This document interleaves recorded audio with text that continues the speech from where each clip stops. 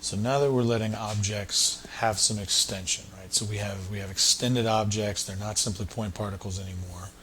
We're going to need to come up with some new parameters that help describe them. And so one of the most important ones that we're going to deal with is called the moment of inertia.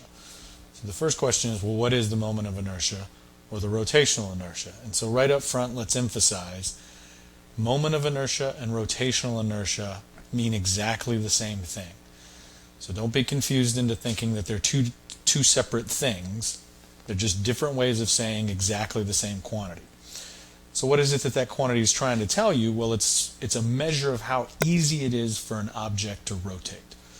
Because we're now dealing with objects that are extended, not only can those objects move, they can also spin around some point. And so the moment of inertia is trying to tell you how easy it is for those objects to rotate around something. So what does that depend on? Well, fundamentally, it depends on how the mass of an object is distributed relative to an axis of rotation. So there's sort of three important details that we need to tease apart here. So the first is the moment of inertia is going to care about the total mass of an object. The more massive it is, the harder it is to rotate.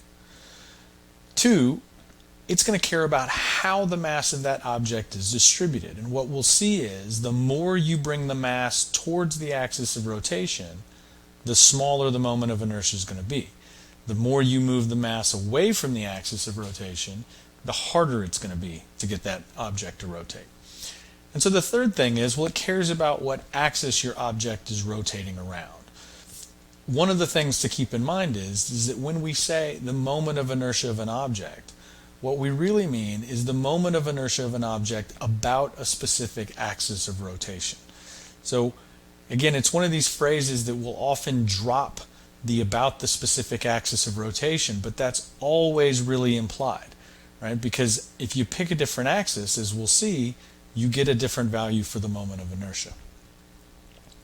So one of the fundamental questions that we're going to have to keep coming back to is, well, what's the axis that your object is rotating about? And another way to think about this is, what's the pivot that this whole thing is spinning around in any particular problem? So we want to make sure that we can locate the pivot to help ourselves deal with calculating out the moment of inertia. There's sort of two ways to deal with this. They're coming down to the question, does the shape of the object matter? I can think about the same object. So in this case, what I'm going to do is I'm going to think about the moon, but I'm going to think about it in two different scenarios. So the first scenario is going to be the moon orbiting the Earth. And again, what you'll notice is, in this case, right, here's the moon. It's a dot. Its shape is irrelevant, right? It happens to be something that's basically a sphere, but that doesn't matter given the other distances in this problem. So here's a situation where the shape of the moon doesn't matter. That's one way that we'll have to deal with calculating the moment of inertia. The second way is, well, what if the shape does? Okay? So when I think about the moon rotating about its own axis, now I'm going to care that it's a sphere. Right? It's not a cube, it's not a long, thin rod. Right? The fact that it's a sphere now matters. So sort of the idea of, do you care about what the shape is going to sort of help us deal with these two sort of different ways that we're going to need to be able to deal with calculating out the moment of inertia.